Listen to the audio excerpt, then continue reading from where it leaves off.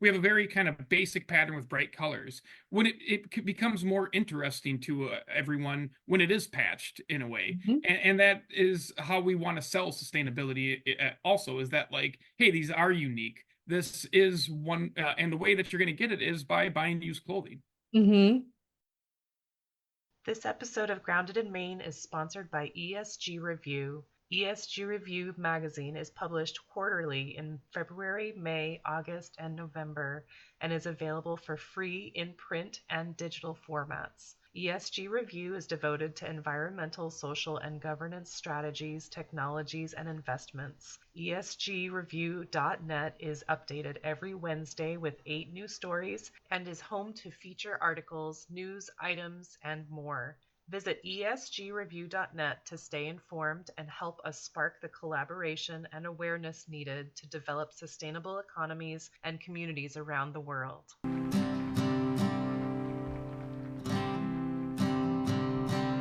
There's a place where there's no trouble, no more pain, no more struggle. Grounded in Maine podcast is an open conversation about how we show up for the world. I started this podcast out of a desire to learn new ways to be sustainable because the word sustainability is big. It can be overwhelming, and I just wanted to learn, different ways to try to be part of the solution and not feel like it's too late. So I'm talking to people who are doing different things and learning so much. I hope you are too. Hi there. Thank you so much for listening to Grounded in Maine today. My name is Amy Fagan, and my guest today is Nick Bergman of Peace House Studio in Maine. So, and Nick and his wife, Katie, Kate. Kate, are making these super cool children's clothes out of cotton, and it's not just children's clothes. I'm going to have Nick tell us about that. So thank you so much for coming here, Nick, and talking to me. Well, yeah, it's great to be here, and I'm really excited to tell you about Peace House Studio. Uh, yeah, so our kind of big idea is that we wanted to make a premium product that we would buy back, repair, and resell as used clothing, and through visible mending, give every repurchased item kind of a unique look and a new life with a new family.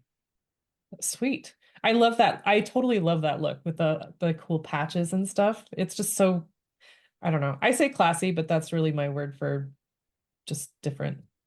Well, Um, it stands out. I mean, it's like kind of what is fast fashion is people want to stand out with a new look, and we provide that through sustainable means. so you were saying that you guys started this in 2020. We all know Uh, what happened then. yes, we have great timing, and we started our business like a month before the pandemic hit. So we ordered a bunch of fabric out of a company from California and started our business. We're excitedly waiting for it, and the pandemic hit, and we didn't get any of it for at least a year, and even that was only like half the order. And we made another order, or we kept ordering like through that time, like Right. every month we'd make a new order to see if something would give us a new message of like, yeah, we have it in stock, we're going to ship it. And of course it took a year, and we made another order right away, and when we got it, and then that didn't ship for another year. So we had like our first two shipments of fabric for 2 years.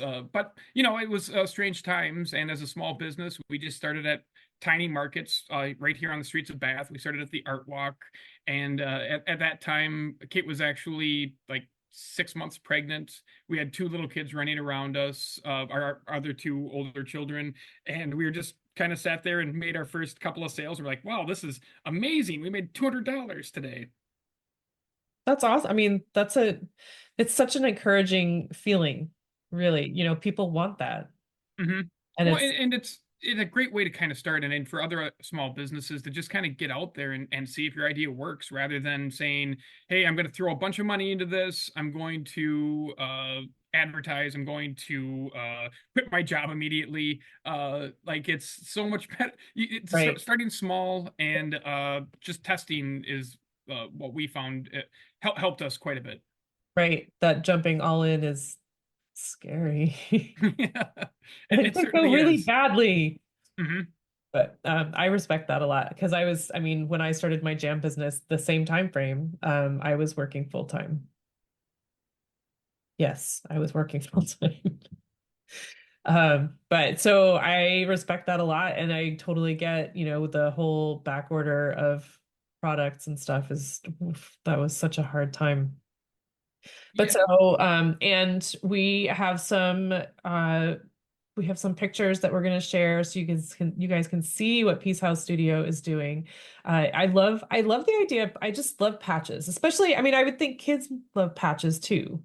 Like, Oh, we do. They love patches and they also love pockets. That's like one of the on our children's joggers. We've had kids finding out they have nice deep pockets to put everything in, and they just what are in what goes? I was ecstatic. going to say what goes in those pockets. Rocks and sticks and stickers, and I mean we've had so we still do a lot of like in-person shows around Maine and things, and we have kids like basically just kind of take off all their clothes so they can put on their new clothing and start running around with hands in their pockets and singing songs, and it's very adorable and endearing. Oh gosh, that's so cute. Holy moly. And so are you thinking, as I'm saying, I love the idea of patches and who doesn't love pockets? Oh my gosh. Would you guys expand to bigger people's clothes?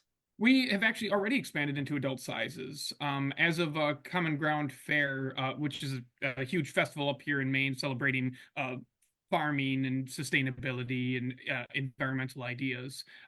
So that was kind of our big push because we never really intended to actually expand into adult sizes, but we kept hearing from people that like, hey, I would buy this if it was in my size, and I guess Uh-huh. we have to go where the audience wants us or the consumer wants us. And I guess what we do that's different than a lot of sustainability companies is not only do we buy back our clothing, but rather than just kind of the brown and beige of sustainability, we have bright colors, Mhm. and I think it differentiates us quite a bit than kind of the earth tones that most companies go with. Right. Well, I think a lot of the things that you guys are doing, you kind of are away from the norm. I mean, the children's clothes grow with the children, which Hmm. is unheard of. Yeah, exactly. It's buying back children's clothing because they grow so quickly, and if you buy really cheap clothing, it's impossible to because they by the time a child's actually outgrowing it, it's either in tatters or uh, so stained. And I guess for us, it doesn't even matter if it's stained. We'll still buy it back and figure out a way to either cut that section out or patch over the top of it because to us that is much more important about keeping our clothes in circulation than just saying this is unwearable. Yeah. And there's also the personalization part of this. So do you do like custom orders? Well, we don't really do custom orders in the sense that if you say my child is too skinny, can you cut off 2 inches out of the waist? What we do though is for individuals that have a broken limb or limb differences or things of that nature where a child doesn't feel comfortable in their clothes or can't really wear a certain style of clothing, we will through our visible mending service, we can expand a sleeve so it fits a little bit better. Or if you make a new purchase and you say, hey, this is what my child deals with, that we can shorten a sleeve or a leg or so it fits them perfectly rather than just kind of trying to or the cookie cutter clothing that you find in the big box stores. Cookie cutter. Or, just totally random Well, stuff. I yeah, mean, well, and that's that's I guess been my that's the thing. experience. Yeah, you never know about sizing. I mean, I remember when I was younger, we would go thrifty or to like Goodwill with my parents and things because why not? And we would always laugh about the box size child because you pull out a shirt and it's just kind of a square or, and we'd all have a good laugh and that you still deal with that today. When my parents who were from Wisconsin, where I'm originally from, came to visit, they took my daughters and bought them some sleepwear, and they brought it home, and it is just impossible to get it over their heads even. And like the sleeves feel like they are kind of like the boy from A Christmas Story. They're just like stuck out. And I don't know why my children still try to sleep in them, but I don't understand it. Oh gosh. Oh my gosh. But so if somebody were to come and say my kid loves, blue flowers or something like that, would you make patches like that, or is it's not? We not at this moment because it just we don't know what clothing we're getting back in ever. Uh Mhm. you know what I mean? Like, so we can't be like, hey, yeah, we'll make you this 12 to 18, because people just drop it off to us like at shows, or they send it in. And so the only uh items that we get back are just what people bring us. So it's really hard for us to kind of control the flow of that. And we've had some people contact us like, hey, I love that dragonfly on that shirt. But to us, that kind of defeats the purpose of the business. That if we're now just designing in a way, what we have is like canvas clothing. We have a very kind of basic pattern with bright colors. When becomes more interesting to everyone when it is patched in a way. Mhm. And that is how we want to sell sustainability also, is that like, hey, these are unique. This is one, and the way that you're going to get it is by buying used clothing. Mhm. Yeah. Okay. But so so you were telling me about this story about this kid with a broken arm. And so you sort of touched on that a little bit, but so somebody brought you a Um, yeah, shirt. oh, sorry. We were contacted through our Instagram that, hey, my son broke his arm. Could you help me out? Like, it's getting cold outside. Can you uh kind of visibly mend some of his sweatshirts, or change them? And we said, well, that's a wonderful idea, because we can definitely do that. So she sent them up, and she took a couple of measurements, like the cast size around his hand and things. Mhm. And we turned one sweatshirt into a short sleeve on the cast arm side, and another sweatshirt we expanded out the cuff so he could fit it easily over his hand. Mm. Um, Oh and yeah. yeah, and the great thing is that when he outgrows those, or the cast is off, she can send it back to us, and we can put an arm back on with a different color, which changes the entire sweatshirt. And the other one, we can cut some stitches out and put that cuff back to the original size. Super. Or of course, if he outgrows them in the time that from the cast going on and off, we'll take them back and as store credit, and resell them to a new family after we fix them up. Right. Wow, that's so cool. I mean, I love the personalization part of it, that you guys are willing to do stuff like that. And I was telling you that, so it's sewing your own clothes is like this lost art in the world. And the fact that there are people that are doing that is just so, so helpful, because otherwise we're contributing to the whole mess with fast fashion.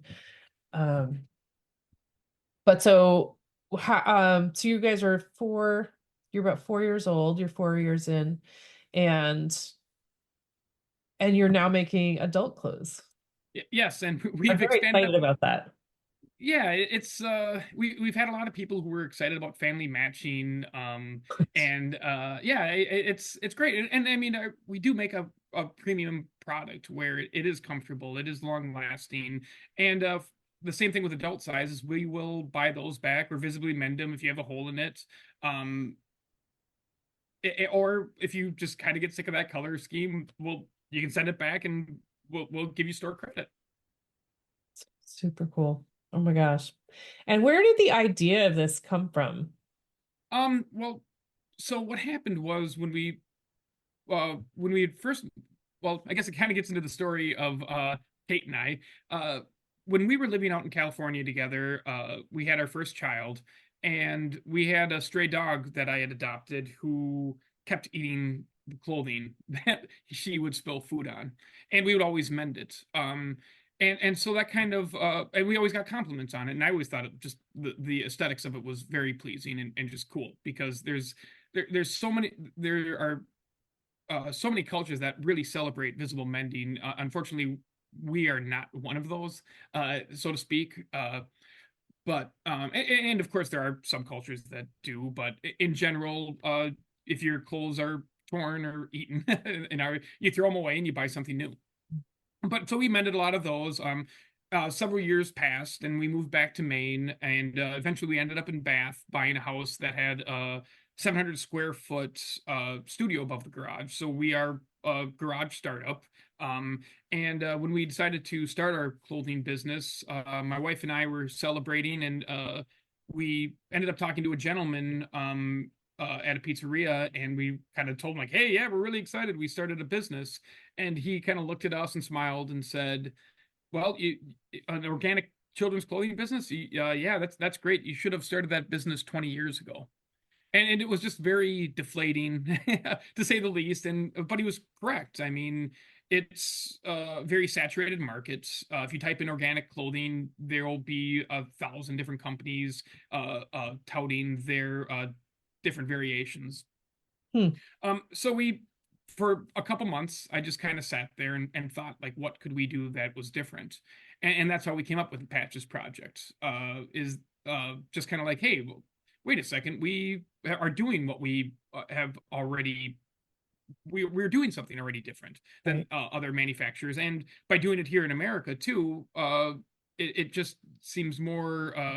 Well, it just seems we can cut down our own carbon footprint better, because like other companies who are having things made overseas, it just seems a bit less enticing that, hey, like oh, I can get this shipped in, and but now I tear it, and I can fix it, but your carbon footprint isn't actually being limited that much compared to like trying to source it from around here. I don't know if that makes a whole lot of sense, but No, totally.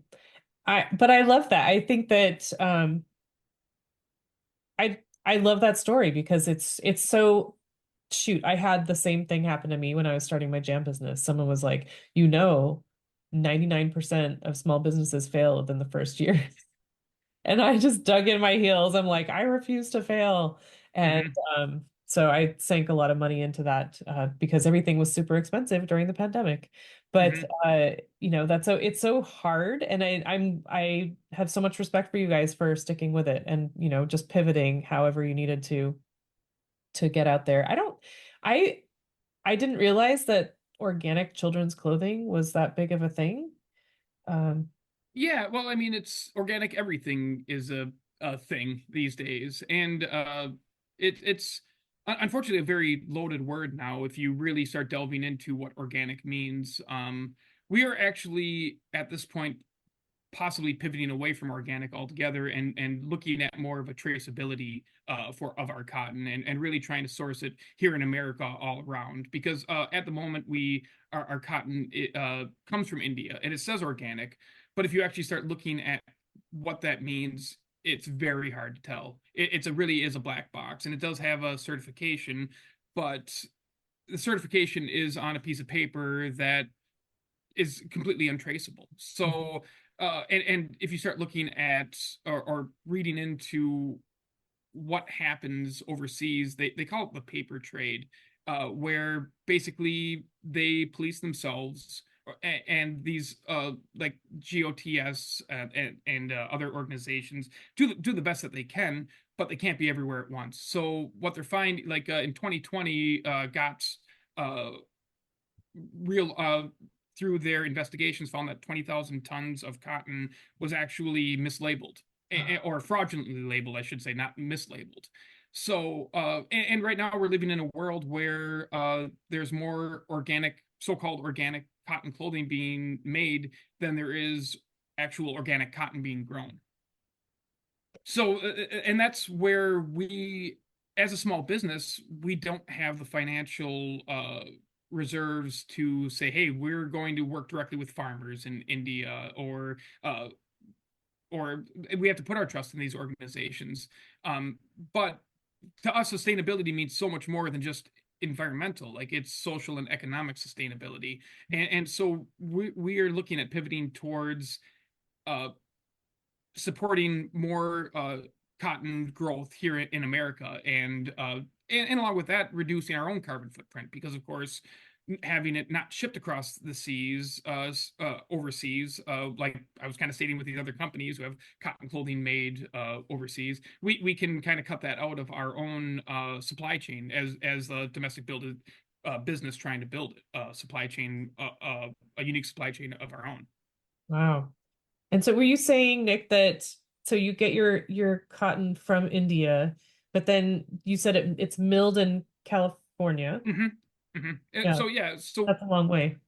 it is a long way, and it's milled there and dyed in California. We have some really wonderful companies we're working with there.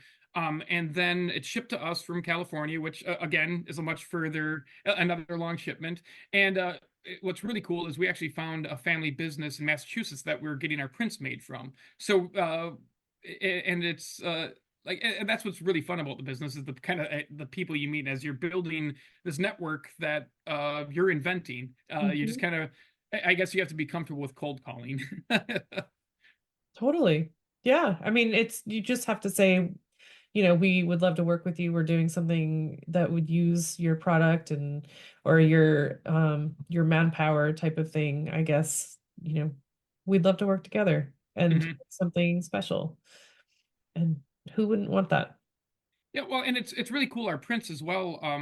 We're finding different artists. We have we're working. We worked with Wyatt Hersey, who's a wonderful muralist in California. So we have two prints of his out right now, and then we're in the process of getting two new prints with artists, one in Sweden and one in Australia, that we'll be releasing at some point next year. But what really happens is people just kind of like the idea that we have that like it is different. It's not just saying, hey, put your pattern on these clothing. It's like this clothing will live on and the pattern will change over time because as people wear it, it's going to get everyone's going to wear it differently. And so one kid who puts a hole in his knee on his left knee, another kid is going to put stains all over it. And so that's kind of what drives the design process of reversible mending. It's just the aesthetics of play. Yeah, that's fun. I think that's a great idea. I really do. I mean, I love that you guys are reaching out to other people, especially like Massachusetts is so close. Mhm. Yeah, That's well, and cool. we're having our growing pains together. I mean, which is really interesting as well because they're a small family business doing things that another lost kind of printing process that was outsourced to other companies. And the reason that we really want to stay domestic for all these reasons is that, or I'm sorry, the reason that we want to stay domestic is because there are environmental rules here in America that we know that they're not when we get something dyed, we know that they're not just turning their hose into the local river and just pouring out the byproduct. Right. And same thing with our printers in Massachusetts is that they're not. Have a standard and they can trace that, and there are penalties if they are doing something incorrectly. Mhm. Where once again, going back to organic, we can't trace that over there. We and as we all know, there are some horrific instances of fires in different factories, kind of like basically a mirror of what America went through in the 19 in the turn of the 20th century. Right. My goodness. Yes. So many things are just out of our control if it's so far away. You just can't see it. There's nothing you can do. Somebody says it's organic, someone says it's sustainably sourced and whatever, like, and you just have to trust that. And Hmm. that's hard, it's hard to do. It's also hard when you hear that is not how you expected. Hmm. Um, Well, and there's just so along with much out of our hands. oh, sorry. I'm so sorry about that. But yeah, it wasn't just ethically made. Because the reason that we have cheap clothing is that the labor costs, they can pay people so little for labor that they can keep your clothing cheap. And so a lot of these places that you buy cheap clothing is you are getting that at the cost of somebody's labor. Mhm. Right. Oh, that's a tough thing to take on. Yeah. Oh gosh. Um, so let's see. You're thinking about working in it's South Carolina, you said, right? The company Hmm. that you're the growers. And so what is next? What's going to be next for For us, I mean, right now we are just trying to grow. Our goal is to build a factory here in Maine and to hopefully start wholesaling and spread kind of what we do for our business, the buyback program. And I'm actually heading down to Atlanta to a wholesale kind of uh, uh, Atlanta Apparel in February, and to meet with a bunch of other businesses and hopefully get the orders up that we can get the financing to build a business, or a bigger business than just Kate and I. Because the hard part about manufacturing clothing is it is very labor intensive, and it takes a very unique skill set that has kind of been lost here in America. Right. Yeah, as we were saying. And that's so how you're looking, are you looking in Maine or are you looking elsewhere to just source the labor out? No, we'd like to build it here in Maine. I mean, it's for us, sustainability is more than environmental. I'm not certain if I said that before, but it is social and economic. And I mean, and I mean, just being living in a democracy, if we hollow out all the jobs, you're going to have a weak democracy. With a if we can pay people well, we have a better society. If we have a better society, we can live in a cleaner environment because you have a society that cares about the environment. Mhm. And I guess that's how I kind of look at life. That it, it, yeah, I don't want to get in. I don't know if this is a philosophy podcast, but it's just how I kind of view it. Is that like if people have meaningful work and they think that they're making a difference and they're paid well, then they're going to be happier at their lives. They're going to raise better children, and we're going to have a better society as a whole. Yep. I agree with that 100%. So let's see. I know we've been throwing the word around a lot, but so when I say the word sustainability, Nick, where is that for you? Um, it's a really difficult question because, and I think it's really tied into the word organic, because when people think organic, they think that that means sustainability when it really doesn't. Um, Organic is just kind of saying, hey, there's no pesticides used. It was grown without GMOs. It was grown, and everyone kind of knows what that means. But sustainability is how are you actually taking care of your product? Is it being ethically made? Is it being ethically sourced? Is it then being at the end of its life, how is it being taken care of? I mean, what if we lived in a world where Pepsi actually cared about all the plastic bottles that they put out there, or Coke? Mhm. I mean, and that's kind of unfortunately we don't live in that world, and that's what we're trying to do with our brand, is that we do care about our products. We think that they have inherent value, and if we can repair them in unique ways, they might even people might value them even more because they have a story to tell, and they are unique. Oh boy, there's stories for sure.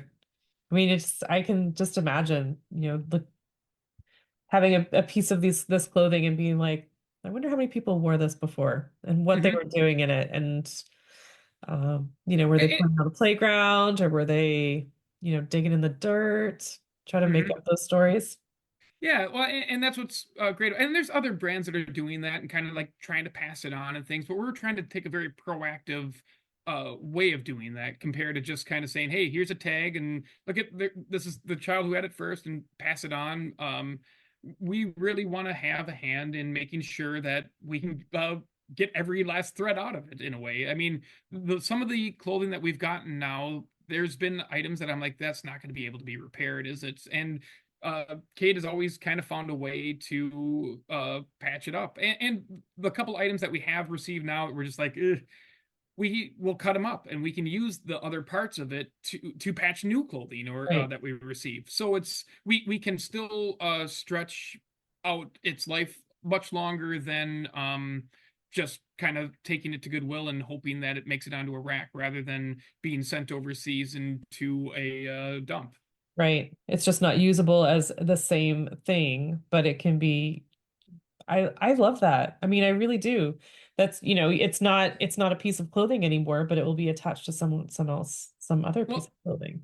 and we've actually have saved pretty much every scrap we've ever had from all of our fabric, and we have, if we can ever start the business that way we want to, we're gonna start releasing scrap products as well, like little scrap undies and little scrap and basically anything else that we can really kind of think of. I mean, that's the great part of doing something creative like this, is that there is no limit to what you can actually do if you care, I guess. It just you just have to have the idea to make it.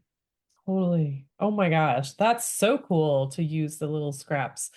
And then, so I just want to say to folks that are listening, if you are in Maine and you sew clothes, or if you have sewing skills, definitely reach out to Nick and Kate.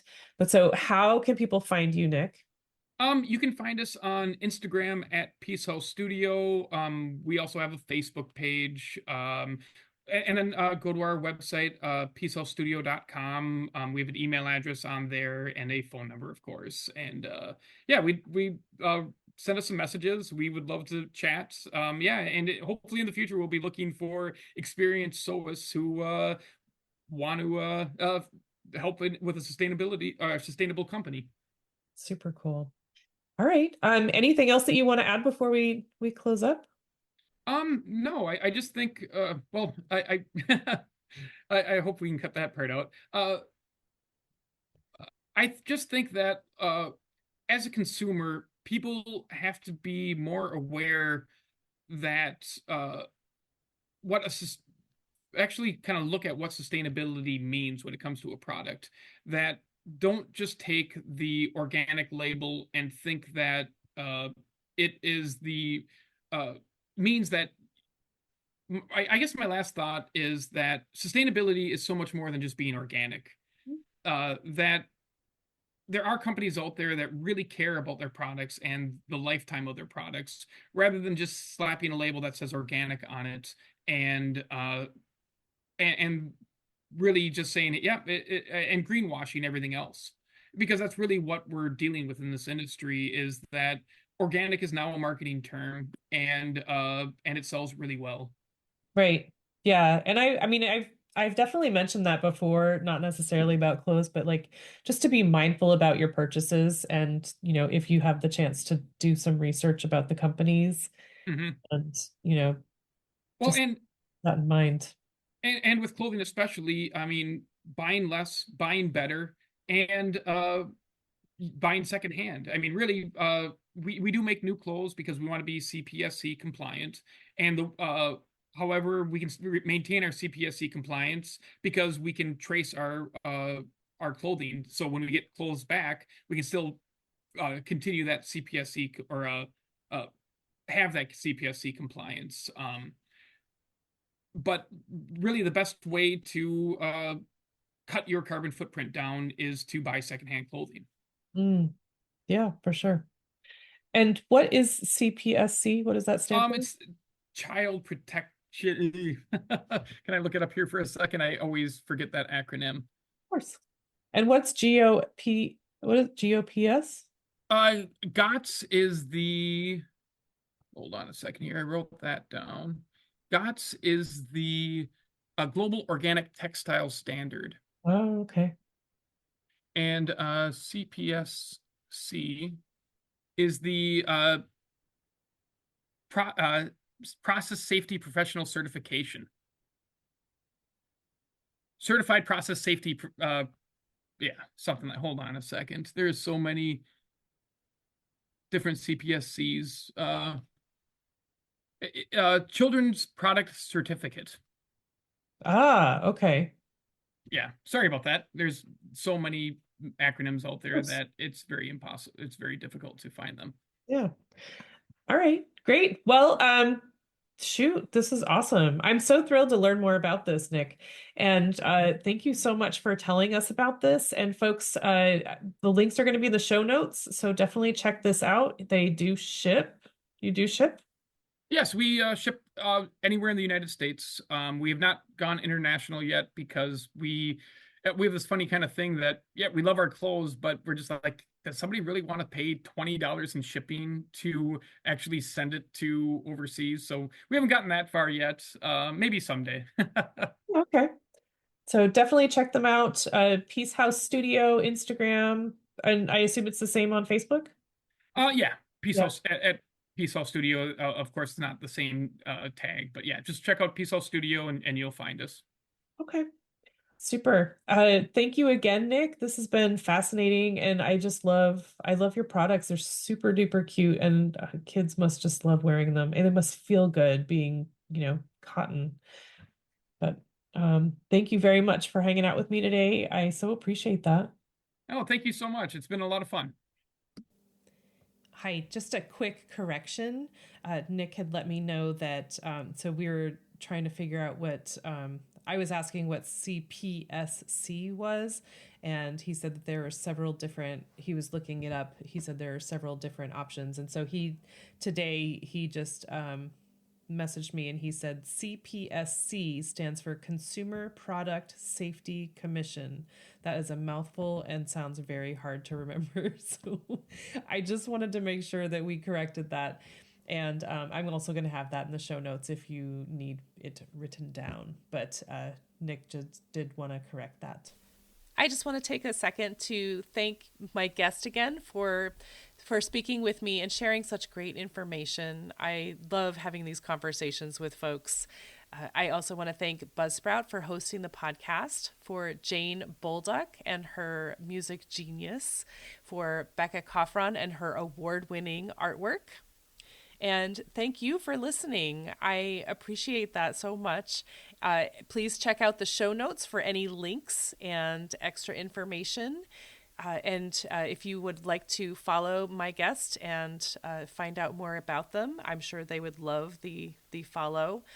And if you don't mind leaving a rating or review wherever you're listening, and just help to get this podcast in front of new eyes, that would be amazing. I would really love that.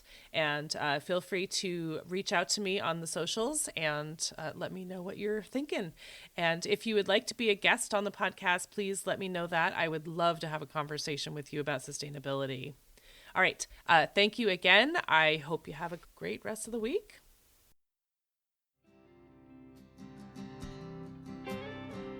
There'll come a day, my mama told me, when I find love to have and hold me, a heart that's strong and so sincere. Just tell me, how do I get there from here? Oh, tell me, how do I get there from here? 'Cause here and now I'm so far down that mercy's bound to find me.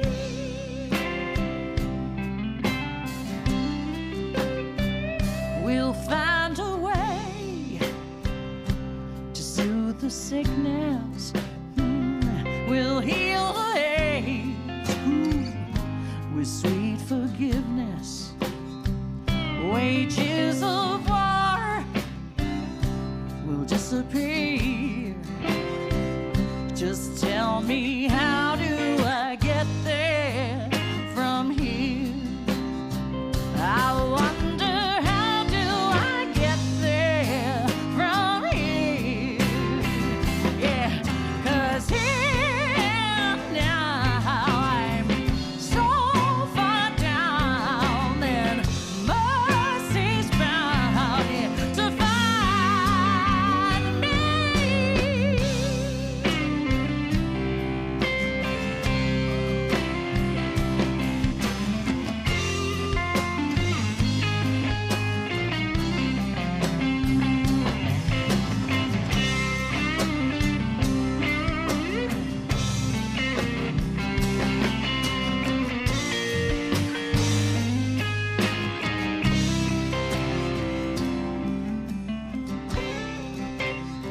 When that state of grace has finally found me, well, there'll be music, ooh, and good friends.